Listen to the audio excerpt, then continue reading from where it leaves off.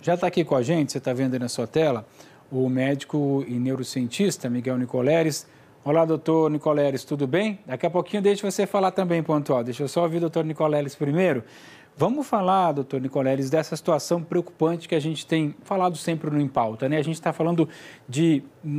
A gente tem diariamente a média móvel acima de 3.000 mortes. O que isso representa? O nosso sistema está colapsado por quê? Vamos explicar para as pessoas o que esses números, né, trazem de leitura para quem estuda eles em relação ao que a gente está vivendo hoje. Boa noite, obrigado por ter aceitado nosso convite. Boa noite, Marcela, muito obrigado pelo convite, boa Páscoa para todos. Primeiro, eu estava ouvindo o programa agora, eu só queria ressaltar um ponto importante. A variável P1 já foi detectada em 36 países do mundo, com sequenciamento confirmado em 31 deles. Ou seja, da Austrália, Nova Zelândia ao Japão, passando pela Europa, a África e América do Sul, a P1 já se espalhou, tá? Então, os meus amigos aí fora do Brasil, da comunidade internacional científica, eles têm toda a razão de estar muito preocupados, porque já é extremamente significativa, tá? Eu acho que isso é muito importante que a gente ressalte. Bom, nós chegamos aqui por uma sequência de erros imperdoáveis, né, desde o começo do manejo da pandemia, e por permitirmos que todo o país se sincronizasse, todas as regiões do Brasil começassem a ter essa segunda onda, lá no começo de novembro, depois das aberturas desenfreadas, sem critério, das eleições municipais que sincronizaram o Brasil, né, fizeram com que aglomerações gerassem um número enorme de casos. Tivemos festas natalinas, carnaval, a variante nova e, evidentemente, nós não estamos respondendo à gravidade da situação como nós devíamos. Eu sempre repito, no dia 4 de janeiro nós soltamos uma previsão mostrando que se nós não entrássemos em lockdown nacional e ampliássemos o programa de vacinação, nós teríamos em março o que nós estamos vendo. Nós não conseguiríamos dar conta, infelizmente, dos nossos mortos. E os primeiros estágios estão sendo vistos, e não é só em São Paulo e Minas Gerais, é por todo o Brasil. Então, a preocupação é muito grande, porque nós não conseguimos ver um sinal de alívio nesse crescimento. Nós vemos esses números aumentando para abril. Abril, muito provavelmente, vai ser pior que março, e março já bateu qualquer recorde. Inclusive, em março, existem indícios que a diferença entre os nascimentos do mês de março e os óbitos do mês de março foi a menor nos últimos anos no Brasil. Ou seja, caiu pela metade essa diferença em relação ao ano passado e caiu 2/3 em relação ao ano de 2019. Ou seja, o número de mortes está crescendo tanto que está chegando, nesse momento, a uma diferença só de 50 mil para o número de nascimentos do Brasil. Ou seja, um efeito demográfico pode estar acontecendo já. Pontual, você tem uma pergunta, por favor. Doutor Nicoleres, onde é que pode chegar esse colapso funerário que já começou no Brasil? Bom, ele pode chegar a uma explosão secundária, né, de infecções bacterianas, contaminação de solo, contaminação de lençol freático por falta de manejo, infelizmente, dos corpos das vítimas. Isso é um problema que já está sendo discutido por vários engenheiros ambientais do Brasil. Esse alerta está sendo feito há semanas e a grande preocupação é que esse cenário já ocorreu. Por exemplo, na cidade de Nova York e na cidade da Filadélfia, em 1918, houve um colapso funerário. E as consequências foram dramáticas para ambas as cidades. Então, existe toda uma documentação histórica do que acontece nessas circunstâncias. E eu venho falando há semanas que nós estamos chegando próximo de um ponto de não retorno. Um ponto onde nós realmente vamos começar a ver essas cenas que vocês mostraram de São Paulo, de Belo Horizonte, por todo o país. E aí fica muito difícil, porque nós já estamos vivendo um colapso hospitalar. Onde nós vamos tratar pessoas com infecções bacterianas graves?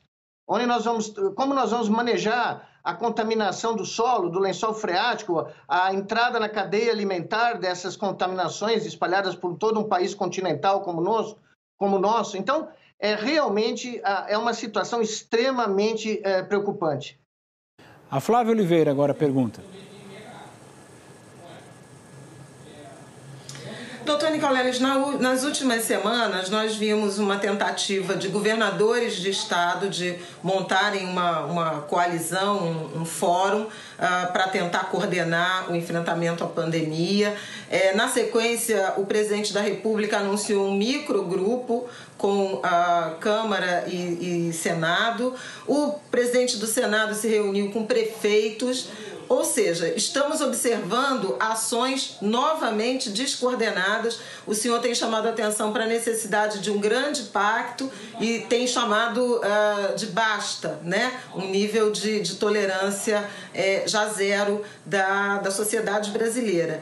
Como coordenador de um grupo que atuou no Nordeste, qual o senhor acha que é o caminho para evitar isso que o senhor está chamando de ponto de não retorno a partir aí da organização do setor público e da sociedade civil? Quem tem que fazer o quê? Bom, basicamente, nos Estados Unidos, a gente tem uma frase muito boa para dizer o que foi feito em relação a essa tentativa da comissão, né? É too little, too late. Muito pouco, muito tarde. Nós precisamos de uma força-tarefa de salvação nacional formada por representantes da sociedade civil, da comunidade científica, do Fórum de Governadores, Associação de Prefeitos, de todas as instituições do Estado brasileiro que estejam dispostas a fazer algo pelo país de verdade, para entrar em operação imediatamente e começar a tomar decisões a nível nacional, em conjunto, porque senão nós não vamos sair dessa tempestade. Então não adianta criar uma comissão só com políticos para inglês ver, porque a experiência minha de 1 ano é que não adianta isso. Você realmente tem que ter um corpo científico experimentado, que conhece as circunstâncias de pandemia, que já lidou com pandemias, que sabe o que fazer, com especialistas de múltiplas áreas, das áreas multidisciplinares envolvidas no manejo de uma pandemia, para tomar decisões em questão de horas, para serem implementadas em questão de dias. Você não pode ficar nesse lero-lero político que é muito comum no Brasil, porque isso joga do lado do vírus. Enquanto nós estamos discutindo e pensando, dividindo o pelo e discutindo o sexo dos anjos, o vírus está se multiplicando, infectando mais de 100 mil brasileiros, isso é um número subnotificado, o número é muito maior, e nós estamos, em uma semana, nós pulamos de 3 mil para 4 mil mortes diárias.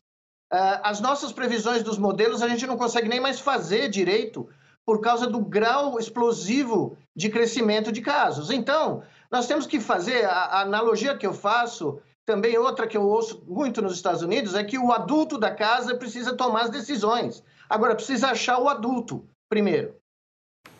Vamos lá, Aurel Palácios tem uma pergunta. Boa noite, doutor Nicoleles. É muito interessante o que o senhor falou do colapso funerário que já aconteceu aqui do lado, no Equador. Aquelas cenas dos cadáveres amontoados na cidade de Guayaquil, nas calçadas, não é? Colapso funerário nos cemitérios e nos crematórios na Bolívia. Então, quer dizer, já houve sinais de sobra nos países vizinhos para alertar as autoridades brasileiras. Mas, mais além do colapso dos hospitais, agora das funerárias, dos cemitérios, o país também pode afundar no colapso de cartórios, tabelionatos, empresas de seguros, atarefadas de forma sem precedentes para lidar com todas as questões relativas a essas mortes da pandemia. Tabelionatos, por exemplo, questões de heranças, as empresas de seguros, não é? Bom, o senhor falou sobre o ponto de não retorno e o senhor agora há pouco comentou sobre o perigo do contágio bacteriano devido a esse aumento do número de mortes. O senhor poderia especificar um pouco mais, porque eu li que o senhor comentou que isso poderia acontecer no cenário talvez iminente de enterrar as pessoas em valas comuns sem caixões e em sacos plásticos. Isso pode ser cru para contar, mas eu acho que alguns setores da sociedade, da classe política, precisam ouvir essa coisa contada de forma crua e direta, doutor. Bom, nós vimos, Ariel, um artigo publicado no Globo com o presidente, se eu não me engano, da Sociedade Brasileira de Agências Funerárias, mostrando que o Brasil tinha um reservatório, um estoque de 100 mil urnas sobrando, e que, na realidade, seriam necessárias 400 mil para dar conta do número de óbitos que estão por vir. E ele disse que há uma falta de matéria-prima em todo o país. Então, certos produtores, hoje eu vi notícias na Bahia, em outros estados, não estão dando conta de produzir. E o manejo desses enterros, nós estamos falando agora da sobrecarga em São Paulo, onde existe toda uma estrutura, uma infraestrutura enorme no cemitério de Vila Formosa, no cemitério aqui da Zona Norte de São Paulo, mas essa estrutura não existe espalhada pelo Brasil. Nós não sabemos em que condições vão ser feitos esses enterros na hora que essas urnas não existirem mais, se é que elas estão chegando ainda no interior do Brasil. E nós tínhamos, para você ter uma ideia, Ariel, o que me assusta profundamente, nós tínhamos uma média de mortos de por volta de 90 a 100 mil no começo de 2020, antes da pandemia, né, chegar aqui. Os dados preliminares de março, agora, que não estão fechados, são preliminares, 173 mil óbitos. Como é que nós vamos dar conta disso se nós não conseguimos nem fazer urnas? Mesmo porque existem problemas gravíssimos de comércio exterior, de matérias-primas chegando no Brasil para múltiplas indústrias. Não é só a indústria funerária, existem problemas de fluxo de matéria-prima para várias indústrias. Então, na medida que esses enterros começam a ser feitos de maneira, Deus sabe como, a possibilidade de infecções secundárias bacterianas aumenta dramaticamente. E nas comunidades menores, nas cidades menores, e nós tivemos um exemplo há 10 dias em Pernambuco, não são só os óbitos por Covid que estão pressionando essas municipalidades no interior do Brasil, são outros óbitos.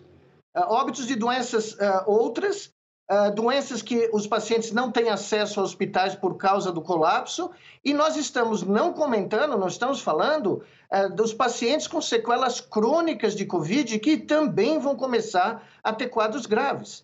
Então, você está vendo, é uma sequência de dominós que começam a cair, e o exemplo que você mencionou já ocorre em algumas capitais do Brasil, em Porto Alegre, em São Paulo, as filas em cartórios para ter a liberação dos atestados de óbito e toda a sequência de coisas, né, administrativas que vão ficar emperradas. Só que, diferente do Equador e da Bolívia, nós estamos falando de um país continental com 212, 13 milhões de habitantes, com práticas completamente descentralizadas e distintas de manejo de corpos, que podem levar a um quadro que, sinceramente, é difícil de prever nesse momento.